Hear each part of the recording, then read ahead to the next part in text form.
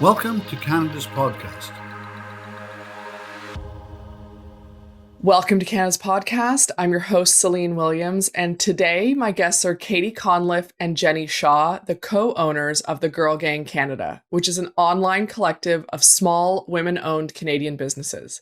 The Girl Gang was founded in 2018 and since then has grown to 100 female entrepreneurs and business owners from across the country. Katie and Jenny, welcome. Hello. I'm very excited to talk to you. I think your business idea is super cool. And of course, I want to start with how did this come together? What's the story behind how Girl Gang was founded and where you are at now? So I'm Katie. I started with I still have Knack Shop. So I own another business on the side where I do custom signs. That started when I was in college and bought the first home, was pregnant, in school, and made everyone Christmas gifts. And it kind of spun into, can you make me this? Can you make me this? And a Facebook account was started, a business account. And that was about 8 years ago. I started selling after that into a local shop in Sarnia and learned my first business struggles. So I was selling in the store on consignment, which was all brand new to me. About 8 months in, I wasn't getting payment from the shop. So a group of us didn't get paid. Things happen like that. Big lesson learned there. And we kind of grouped together and started our own little consignment shop that was transparent and integral. And we just didn't want those things to happen and teach people like there is more behind business than, just selling, and you got to look out for yourself and protect yourself. And that's kind of how it all started. Cool. Jenny, do you want to share a little bit of your story as well? For sure. Katie and I are really good friends. We've been good friends since high school. And I was following along when she launched. It was your local Girl Gang when they first launched. And when that happened, like avid supporter, always in the shop because it was the coolest shop in Sarnia. And because my background is in content management, digital marketing, and more predominantly so in social media management, I think you guys were live for like a year. You had been running the business for about a year where I stepped in and I was like, look, I can help. So stepped in fully as a partner just over a year ago, right around when COVID hit. And luckily with my background, I was like, hey, let's make this digital. We did some business shifts and decided to go nationwide and hit, like an online marketplace rather than just in store, which happened about the same time where we had to close the store because of the pandemic. So yeah, since then, taking it from like a small local consignment-based shop to an online digital marketplace that supports vendors from across Canada has been kind of a really cool experience. And we're just growing and learning a lot along the way. Yeah.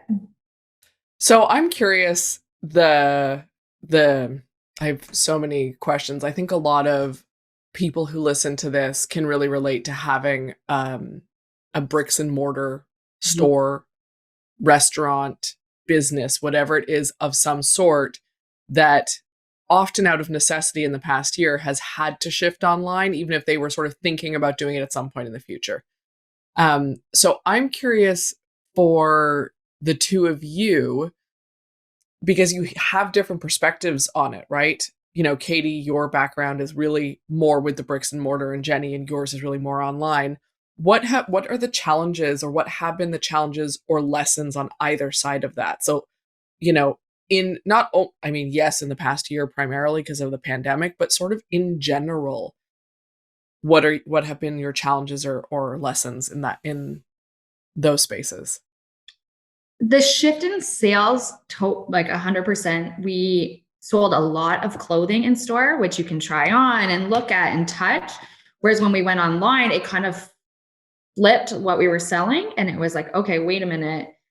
Now we have to figure out a way to support clothing and maintain sales there that aren't there anymore because people can't have access to that. Right. Yeah. I think definitely learning what works on each side of things. So like when you get foot traffic in a brick and mortar shop, you got people that are, it's tangible, right? Like you're picking up products, you're smelling stuff, you're trying on stuff, you can browse. Katie and I always say, like, the person that's coming in the store for a $20 item is going to walk away with $100 worth of merch because they're like, oh my gosh, like this is an experience.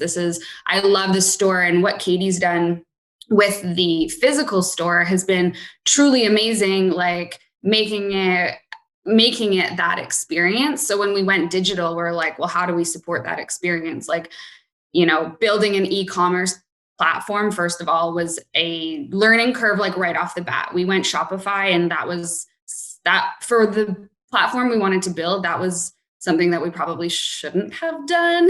We probably should have shifted WooCommerce. And, I didn't do my due diligence there. I was just like, yeah, Shopify, this is cool.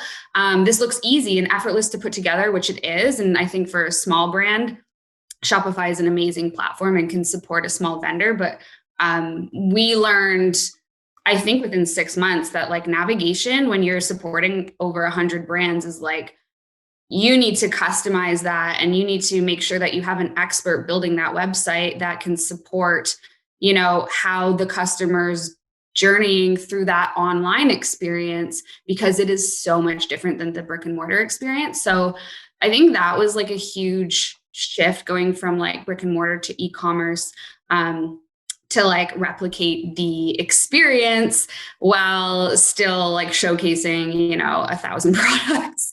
And then also like capturing those customers when you have the online store, the physical store. You got people returning because of whatever reason, but like, how do you get them to return to your store when you're online is huge, and making sure that you have like the systems in place to do that. So like building a really strong email list, like what incentives are you offering to make people say, yeah, like I want to sign up for your deals and offers. And so I think those are like two of the biggest learning curves that we experienced and still experience today. Like we're constantly making adjustments to our website. I'm never pleased with it. I'm always like, yeah, let's change this, let's change that. But I'm a strategist at heart. So I'm always changing my mind. Well, you can see our carts online. You can see people add, 16 things and then take away 10. Whereas in store, you're buying all 16 things. You're like, not questioning it. You're here, you're there, you're now. It is like, you're buying it, Yeah. I would imagine that and I don't know, I'm not making an assumption about your in-store return policy, but I imagine the fact that people are unsure about returns when they're buying online, and they're unsure how complex it could be, because sometimes it's really complicated, sometimes it's not, sometimes people have return policies, sometimes they don't. I would imagine that has a significantly different customer experience to be thought through entirely online versus in store.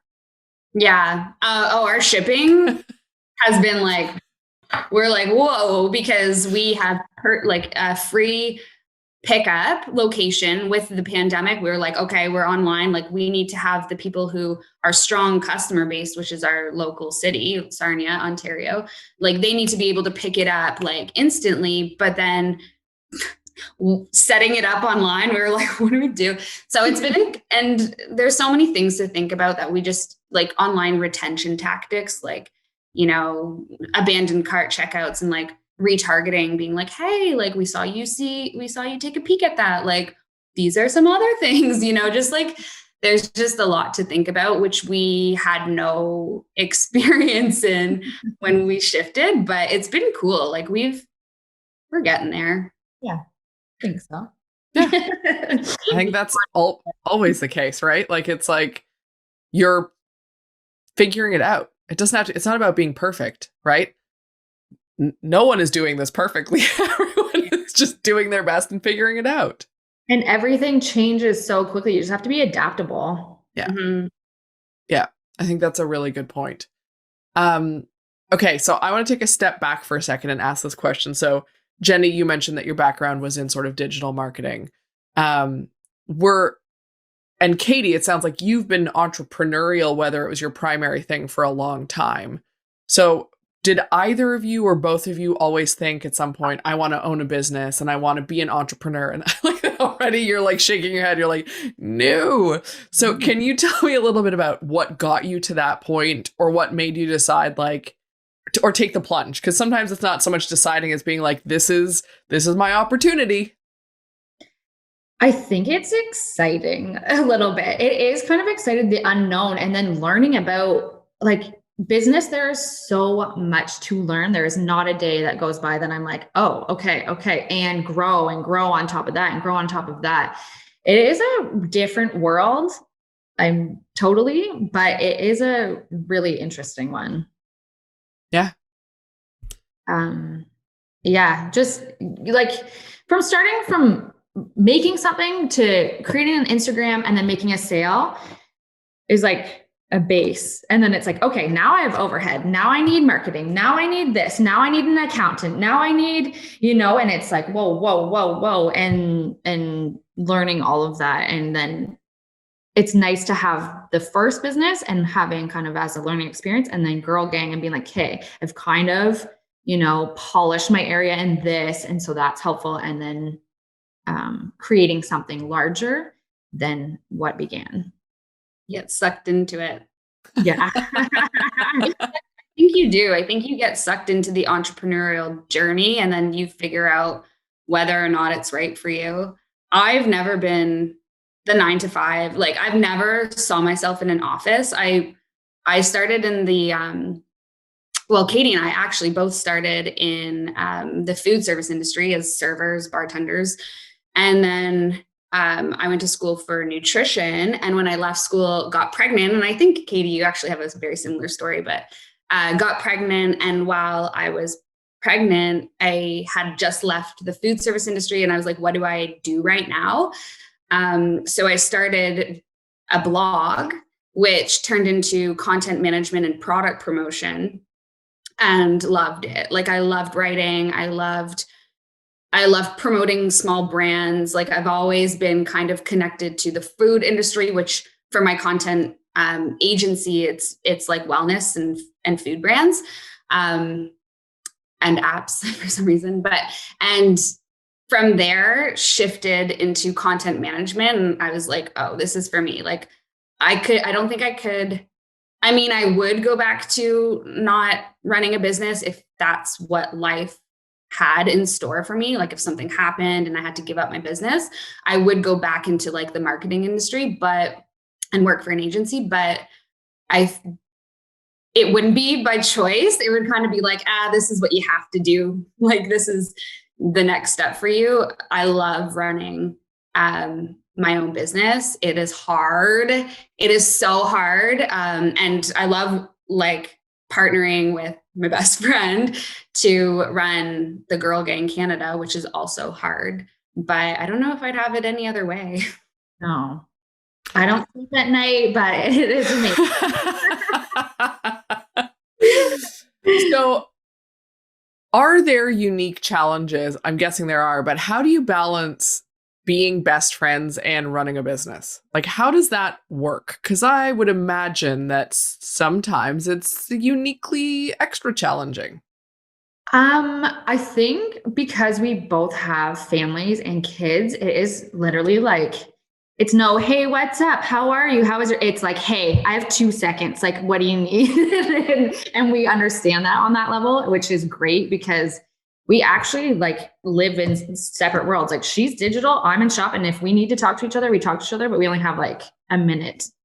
Yeah. We have separate strengths. And I think that building any partnership is like, you really got to pull out what your strengths are and say, okay, this is what we're doing. But just like from a business strategy point of view, when we first kicked this off, my husband's also involved in like the financial side of things, but when he's a really good like analyst, but when we kicked it off, the three of us sat down and said, these are what each individual roles are, and they overlap sometimes, but if they overlap, like it's all an agreement. Like we're not going to fight and argue about it. We're just going to we're going to put our business hats on and say, okay, this isn't personal, it's business. And like, let's work this out. And I think the three of us are all pretty adaptable, like we try our hardest to make sure that we're like on each other's page and like looking at it from all angles, whatever the problem might be, and say, okay, like let's come up with a solution.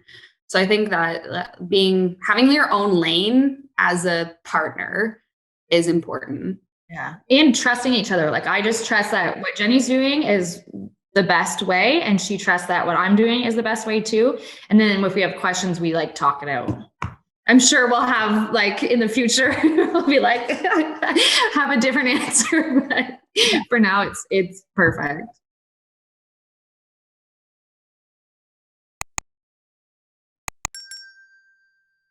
I think that's a really important point, though, is we don't always think about, I think it's really easy for business partners to be like, well, we think and do the exact same thing, so we get along so easily. Let's just partner together and it's going to be easy because we are the exact same. And I think your point is really valid that it's really, I see this when I work with teams, that diversity, that actually having different strengths is the most important thing in order for any team to be effective. And that's what I'm hearing inside what you're saying is like, that matters. And Katie, to what you said, trusting each other, right? Mm-hmm. Like you have to, at the end of the day, even if you weren't like best friends and you didn't like each other, if you trusted each other because you knew that the other person cared as much as you do, or whatever the case may be, then that's, I think, really important as well. Yeah. So I am curious, as you continue to grow the Girl Gang across Canada and think about the future of what you all are working on, what do you have up your sleeves? What are you thinking about? Ooh. Where are the limits here? This winter weekend, we just had a pop-up shop over the birthday. So it's like new goals. Yeah. Just spent the weekend hashing out a new strategy. But I think like one of our primary focuses for the future is having our own line. So we're just thinking like, what do you have? Like what Katie said the whole purse thing. I know we were talking about that earlier, but Katie's like, what does a woman have in her purse? And I'm like, nail file, like this, that, like, we're just like, okay, let's do a really cool, edgy Girl Gang line where people are like, yeah, I need one of those.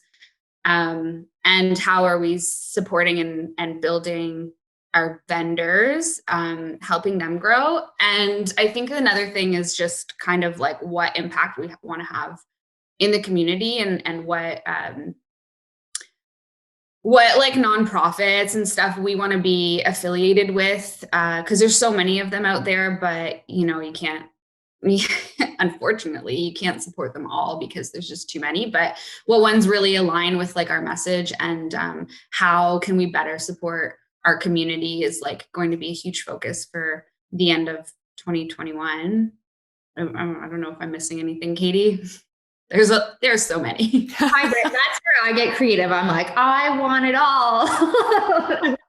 I want peach on everything, but we'll get there. And one of the big things, like when it first started, I really, really wanted franchise stores, so that these products are in actual physical stores across Canada. But that's a longer term goal, but that would be so cool. Like, or an app to find a service near you, or the closest, like, Girl Gang certified shop or whatever, you know what I mean? So those are definitely goals, but we got to get through this year and get our store open, is like through COVID. We've been talking a lot about like earlier, I was mentioning that experience of in-store versus online. So we've been talking a lot about how to make the in-store experience complement the online experience, and what kind of technologies we can bring into the store that to make it just like a really cool place to hang out, where people from, even we live on a border city, so we're like, oh, how can we get Americans talking about that little shop in Canada, a little shop across the border that has like all of these really cool things where you can just go in and like Instagram worthy store and just be like, yes, I need to shop there. Like, yes, I need to like go, even if it's just like a visit. Like, how are we supporting, consumers who just like want to check out the store? So yeah, trying to figure all that out. It's learning curve, but I mean, it's such a strange year to be trying to figure some of these pieces out. I'd imagine, given who knows when things are going to open again at this point, who knows when people are going to be able to be back in, like, it's just a really strange time. And I fully appreciate that, because that's a really specific challenge for bricks and mortars. Mm-hmm. Bricks and mortar. Like, where is the economy going to be sitting at when we do open? Yeah. So it's a lot of up in the air. Yeah, like yeah. That's how I feel lately. Yeah, I totally appreciate that. I want to ask this question because you mentioned something about the vendors. I don't know why I was saying that in such a strange way. The vendors that are in store on platform. How have you thus far found the people that are on your platform or in your store? Like, how has this come together? I'm really curious about that, because I would imagine that creating that community and collective is not simply as easy as going like, hey, are you a woman or female identifying person who owns a business? Come jump on I'm guessing it's not quite that easy. We've been lucky because we have a member application form on our website. And a lot of times we just get applications rolling in. Like, I say we get quite a few every week. We have to vet them. So one of our major requirements is you have to have a business license, because a lot of times we get people who are just doing crafts, and we can't support that on the store because we have to have consistent products for our customers. Other than that, I think our social media is growing pretty fast, and we tend to get a lot of our vendors sharing our platform. Like, if they're calling out a new stockist, they'll share in their stories, and a lot of vendors follow other vendors, and it's just like a huge community. So I think our name kind of gets out there by tapping into other audiences. But other than that, we are working on kind of growing a little bit faster, which would require us to find vendors as well. And Instagram is like where it's at, just searching hashtags and kind of figuring out what niche like areas in our online shop we need to fill, and what's trending. So like finding trending products, whether it's like, ceramic, I don't know, pot holders or something like that. Like, trying to figure out where, what TikTok is saying for like small businesses, and being like, okay, like we can fit that niche. But yeah, we've been lucky. We've been lucky that people are just applying. That's awesome. I think and I'm not remotely surprised that something like Instagram is big for the girl gang, because there's such a visual component when there's products involved, right? Like, it's a really wonderful space to get to play in. Before we wrap this up, I'd love to ask this question, which is fully selfish for the audience. If you had to give a piece of advice to yourself 10 years ago or 5 years ago, whenever you sort of were starting your, whether it's career or entrepreneurial journey, what would you go back and tell yourself? If there is a fear, tackle it, because that is the most reward you will get. Like, doing a podcast, I remember the first one, I was sweating. I was I don't know if I can do this. And And then I did it and I was like, that wasn't bad. It was good. It was good, right? Like it's all these little fears you have in yourself. And it's like, just tackle it, go for it. What's the worst that could happen? It sucks. You lose, you learn something from it. Like those fears are your stepping stones to success. Yeah. Mhm. That's a good one. I don't know if I could. Okay. So personally, I would say like imposter syndrome is pretty real. And it kind of aligns with what Katie's saying. Like, you're constantly judging yourself based off of what other people are doing. Like that's not going to get you far at all. And I've been trying to like master like when really recognizing when imposter syndrome is like kicking in and being like, okay, no, today's just like, those are intrusive thoughts. Like you'll get that out of your head in a day or so. But in terms of like building a business, I would say do the investment up front. Don't like nickel and dime and this is just from like, being like, I'll just do it myself. And then spending 150 hours on a project where it's like, you know what, I could have just dropped $1,000 and got that done fast and like by an expert. And I see this problem a lot, just like with my other business, but it's worth it. Like investing in your logo, investing in your brand, investing in a strategy, or having like a business coach is one where we see like a lot of small businesses be like, I just can't get it. And like, hire a business coach because they will help you get it. Or like, a marketing strategist or a marketing team behind you, social media manager. I think like investing and like vetting your investment by being like, okay, I've talked to a lot of businesses and I've talked to a lot of like marketing managers or strategists or whatever. And like, this is who I align with the most. And like really making sure that you're not just like being like, yeah, I just want the cheapest one. I think is an important thing off the bat. And I know it's hard saying this for a lot of small businesses that don't have the capital behind them, but that's like one of my biggest things. If I could go back and just say, upfront, I'm going to invest $15,000 in my brand and that's a business investment because I know I'll get the return back.